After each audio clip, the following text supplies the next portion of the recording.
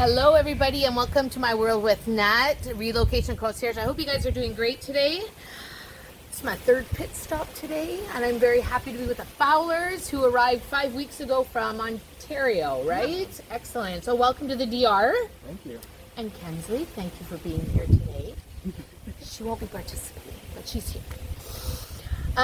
Tell me, like, what are the things that made you decide that DR is going to be your home? Besides all the other Canadians that are already here. Right? I think it all started with you. So I have to tell a story. Yeah. Okay. They always I'm a blame us. talker. So my kind of history with DR is visiting 15 years ago with girlfriends. Yeah. And we stayed at Casa Marina Reef. I feel like I've told the story 1,000 times over, but it's a good one, I guess. And we loved it. Mm-hmm. And then 3 months later, we arrived back. Oh, wow. And my friends were staying for 2 weeks, but I was going home a week after staying. So we cried leaving friends behind. Oh. And I always felt homesick every time I left, instead of feeling like I missed family. You know, like after a week of vacation, you're like ready to go home, you know? But I wasn't ready to go home. I felt homesick to leave. And so I always said I wanted to buy a little shack on the beach because that's all I thought I could afford. Yeah. You've done well renting right now. This is not a shack, folks. Okay. And I wanted to live here, or at least retire semi here kind of thing. And world events open our eyes to something different, and the possibility of coming here and not needing to be retired. Yeah. So we noticed some people that we had connected with back home had relocated. Already here. done it, yeah. Yeah, and just started following their journey and realized that it was possible. So as soon as that happened, makes the decision easier, doesn't it? yeah, 100%. I don't know what we were thinking. We came and there was nobody. There were no people. There were just really us. And I admire, like, I know that it was courageous for us, but I think it doesn't matter what time of the year or what period in your life you're coming, it's courageous because to decide to uproot, really, your family and your things. And one of the people I spoke to today, she said, really, the people who are stopping or not sure yet, it's because we're still attached to the things, right? The stuff. Did you leave a lot of stuff back home, or did you really? We purged a lot. Yeah. But we Also brought too much. We brought too much. You brought too much. But we don't have it yet, but we know it's too much. Okay. Yeah. We definitely packed. We packed necessities, but then we packed things that we thought we would need. Yeah. And now that we're here and truly understand the simplicity of life here, Yes. we packed 15 barrels too many. Wow. Right? We have 20 coming 20 next week, and 15 too many we packed.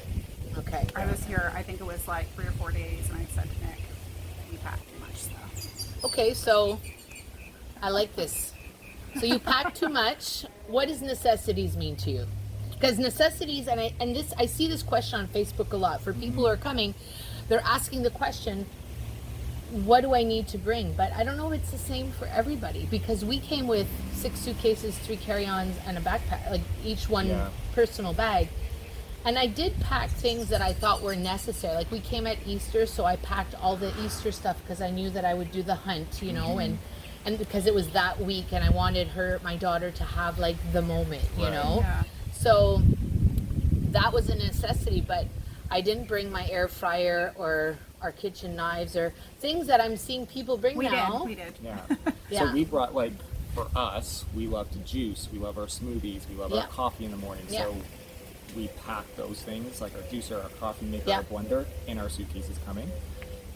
In the barrels, we have like our pots and pans, our knives, our cutlery, our air fryer, that kind of stuff. Yeah. But even now that we've been here, I just said to Jen the other day, like the pots and pans that you can buy here, like just the stainless, the metal ones, I actually love those more than what I have coming in the barrels. They're just so much easier to clean. Sorry, windy day. It's a windy day. It's okay. We're gonna just swap it up. Here we go. There we go. Yeah. But for us, that was a necessity. We left a son back home. He's 20. He'll be 23. So He wasn't part of the necessity. He's stable in a job. Yeah. He has a girlfriend in his own Yeah. place, and he loves what he does out there. And he can come visit, right? Yeah. And the climate back in Canada doesn't really seem to affect him. Okay. So I'm At least not right now. no. So I'm thankful that he's not living there. So you full of you anxiety, feel right. absolutely. So we shipped a lot of like photo albums and memory boxes and things like that. And we packed all those, and they're in storage right now. So I know that once we are able to go back, we're gonna have to sift through them again because we probably don't need to keep all of them. And you know, we shipped one barrel down just before Christmas with holiday stuff, our air fryer, which is, you see, we gave it away, and then when we got here, we're like, we missed the air fryer. Yeah. And now we use it all the time. So we gave it to a friend, and she had never used it in 6 months that we'd been gone. And I said, you're not using it, you have to give it back to me now. Yeah. I think it's definitely beneficial because not Yeah. all the places have ovens, right? So like, it's just Yeah, easier, it's an right? option. But what you're saying about it being like different people have different vibes of what is necessary, you know, like I think that it's really thinking about what you want differently in life than what we're so used to all these Yes. things, and I'm so guilty of it. Like, not a hoarder, but like I have every item is like an emotional attachment, you know, of meaning, and so it was really hard to let go of certain things. Like I let go of the rocking chair that was like from my childhood. My grandparents gave it to me, and I cried, right? Because I've carried this through my whole life and given it to my kids to use, but it's like, how much longer do we hold on to these things? And so coming here, it's just like, at the end of the day, what's most important is the people in your four walls. 1000%. You can start over at any time and buy all those things all over again if you really want them, but do we need them? Yeah, my brother's holding on to the rocking chair I got when my daughter was born. That one I couldn't part with. And so there's key pieces that went to certain family members, and they're holding them. But I mean, I have no attack. Like I'm not going to ship a rocking chair here, you know. But I completely empathize with what you're saying, because it is hard, especially when we create, and we're guilty of that, right? Creating the memories around the things, but not the moments. And I'm sure in the last 5 weeks, and I've seen on social media, you're creating incredible moments that you think, I wouldn't be doing this. Yeah, and we are here now 5 weeks. We don't have our stuff, and we're fine, right? Like, I'm actually the worried knives suck. for when our stuff comes, because it's like we've already purged back home, and so when the 20 barrels show up, it's like we're gonna have to purge again, because if we're gonna continue to move this year and test out different areas, of it's a lot of island, stuff to move. And we don't need it, right? And so that was one big thing that I had said to Jen, is I'm done buying stuff, right? What's coming is ours, and we don't need stuff anymore. Like birthday parties and Christmases and what that was like back in Canada is dead, right? We're not spending $400, $500, $600 on the kids for Christmas on materialistic things. Here, it's, you want to go to Ocean World? All right, we'll look at that for Christmas, right? That's an experience. You want horseback riding lessons? All right, we'll talk about that for a birthday present, right? Yeah. And so that's one thing that this country has to offer that will never die, right? You get a toy, Kensley at almost 6, we buy her something, it lasts maybe a year, and then it gets donated or chopped, right? But are you listening to this, folks? that's one thing that like really drew me of coming here is, yes, Canada has experiences, right? You can go to the movie theater, you can go to Canada's Wonderland, but you can't get horseback riding lessons in Canada 12 months out of the year on the beach. No, right? No, absolutely. I know we just finished a round of dance classes at Isla twice a week for an hour for 8 weeks was $40. crazy. Yeah. I can't even get that in Montreal. I don't even think that's even one class. You know, like the prices are so much more. So, okay, so I think you've given a really good bit of wisdom right now about the stuff. You know, so bring what's really important to you in moderation. I think that has to do with a bit of research too, right? Find out what you can get here and what maybe you can't. We did look for air fryers here, but we didn't like the ones that they had, so we decided to, you know, my friend gave us ours back. What other advice can you offer? Like, they're watching us now, they're like, look at this beautiful wind, you know? And what what can you suggest? What advice can we give everybody that is thinking of doing this and they got 1 foot in the pool, 1 foot out? I think like what I have experienced with a lot of people right now and talking to them through like private messages and stuff, one of people's biggest fears is income.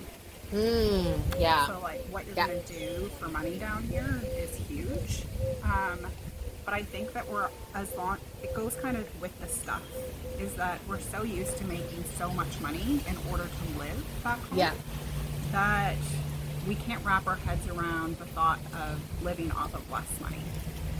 Yeah, that's a great point. You can do the same things, like, for instance, I'm certified in tattooing of eyebrows. And I think about what you can charge back home to do that, right? And that what people would charge here and pay, which would be a fair price. And so other people might think about, oh, well, I'm working for so much less if I'm doing these types of services and charging like Dominican prices kind of thing. Yeah. But you don't need as much money to live here once you've bought a house, you know. It would be the rent that kind of increases your cost of living, I find.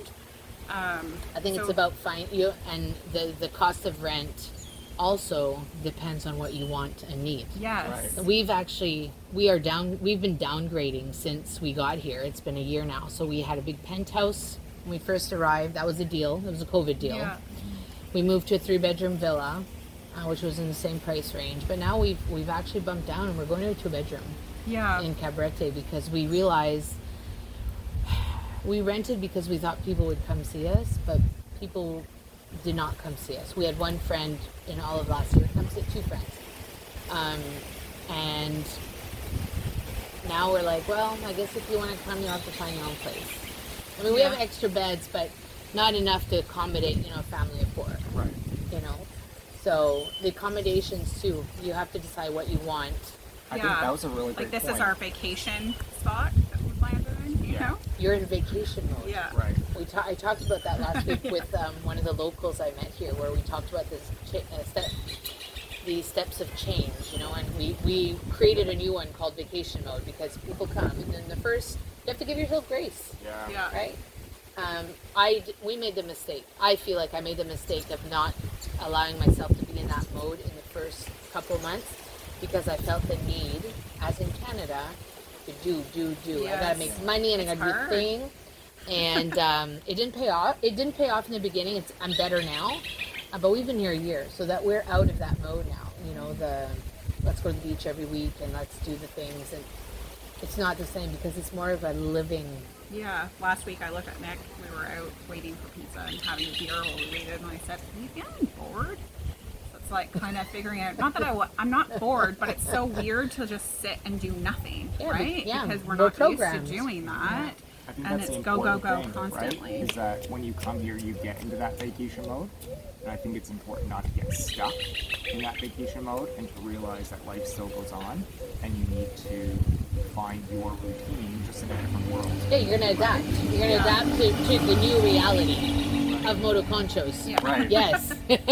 See, that's what drives people crazy. And people are like, it's so loud here. Like, not here at their place because they hear that. And I'm like, I love it. I don't know. It's just part of the everyday living. For the most part, it doesn't bother me. But I always find it intriguing. Like when they like, please pause. And then they go by and then we can continue, you know? So it's all good. Oh, okay. So make sure you know what you want, what you need. What else? What's one last thing they should remember? Give yourself grace. I think for like what you said at the beginning, those people who have 1 foot in and 1 foot out and they're hesitant, you can't do the 1 foot in and 1 foot out thing. You'll never get anywhere. You need to like take a deep full breath, cry if you need to cry, and just jump. The hell in. Because either way it's challenging. And that was a huge thing for us. Like I came home from work last summer and Jen said, so-and-so is moving to the Dominican. What do you think about it? Because we were thinking about selling our house, buying an RV, and traveling throughout Canada. But what happens in the winter, right? I guess you can winterize it, but just what happens? It's cozy. Right? And so... And gas is over $2 right now in Canada. I'm okay here. So when she said that to me, I said, all right, let's research it. And within a month, we had contacted a realtor and said, let's do it. Did we cry almost every day? Yeah. Did we yell at each other almost every day? Yeah. Yeah. But it is an emotional roller But coaster. it's hard back there. I'm glad that you're sharing it because I think people don't share so much of what that roller coaster looks like and feels like. There's a lot of emotion, and as a whole other video. Oh yeah, right? oh yes. Yeah. Well, the mindset is a whole other video. But I remember my husband saying to me, "You don't seem very upset that we sold the house," and I'm like, "Nope, 4 walls. I'm good. Let's move it on." Yeah. Because it represented something for us too, represented a bit of debt, and I was like, "Oh, we're gonna get rid of this," and that's what it felt like for me. Yeah. For him, it was our first home and the thing, and I was just like, "Yeah." That was me, right? It was like my first, and I think as a man, that's different, right? Than a woman. That's like, a really great for point. Me, yeah. That was my castle, right? Yes. That was me for my safety, for my family. It's You're where providing. We moved when Jen was pregnant. It's where we had Kensley, right? It was all her milestones up to 5 years old. Yes. And so for me, that was devastating, right? Getting rid of my house. Yeah. And now I'm living in somebody else's home that if I want to drill into the wall, I can't, right? Like, so it was. That was really tough. I was sad with it for the fact of like it meant something how hard we had worked to get into that house, and it was all of a sudden I just had this overwhelming feeling that I just sat there one day and I was like, these 4 walls mean nothing to me, and all I care about is what is inside here, and we need to take what is inside here to some sort of normalcy. That's so inspiring. Thank you guys for being super vulnerable, because I think that there are people that probably are going to watch and going to think that's me right now. So go jump, go. I'm a go big or go home kind of girl, right? So if you're going to do it, 3 months ago, right? Like we run another live video a few weeks ago, and I think that like you sitting there, that was us 6 weeks ago, right? 7, 8 weeks ago, right? And even the first week being here, I was like, yes, we're on vacation, but what the hell? Like, normally vacation to me is like laying on a lounger on the beach with drink, please, right? Yeah. And we're in this big, beautiful property, and we're not leaving, right? Like I don't have to pack my bag, and I don't have a flight to catch in a week. So it's still a little bit overwhelming sometimes in the morning to wake up and think, wow, like this is my everyday. And maybe this will reassure you that after almost 12 months, I still feel surreal. Yeah. I don't want that to ever go away, don't get me wrong. Like I'll walk through our villa and I'll look out the window and I'll think, wow, look at those palm trees. I'm here. And, and I still feel that. And I'm glad I still feel it, because it makes me want to be here even more. It makes me want to stay and work for what we have and what we're going to have. So surreal. Oh my God, that's so cool. Thank you so much for doing this with me. I really, really appreciate it. If you have any questions about relocating and you're thinking of doing this and now you're ready to go big and go home, make sure you click on the link in the description where my calendar is, and we can book a call and see how we can make it happen for you. Jen and Nick, thanks again. I really appreciate it. My pleasure. Whatever you choose to do, make sure you have an incredible day. Thanks, Kinsley, too. Have an incredible day.